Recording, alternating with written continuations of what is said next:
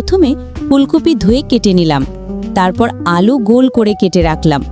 মুরগির মাংসটা হালকা মশলা দিয়ে মাখিয়ে রেখে দিলাম, যাতে ভেতর পর্যন্ত স্বাদ ঢোকে যায়। কড়াইতে তেল গরম করে দিলাম পেঁয়াজ কুচি, তারপর আদা রসুন বাটা।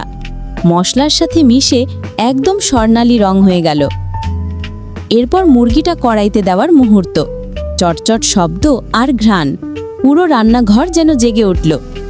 মুরগি একটু কষে নিলে দিয়ে দিলাম আলু আর ফুলকপি। সব কিছু একসাথে মিশে যখন কষতে শুরু করলো, দেখে মনে হচ্ছিল এই রান্না আজকে নিশ্চিত জমবে। ঢাকনা দিয়ে কিছুক্ষণ রেখে দিলাম। চুলার তাপে ধীরে ধীরে সব মাখামাখি হয়ে গেল। ঢাকনা খুলতেই যে গন্ধ বের হলো, একদম মনোভোলানো। সবাই খেয়ে বলল, বাহ, আজকে রান্নাটা সত্যি অসাধারণ।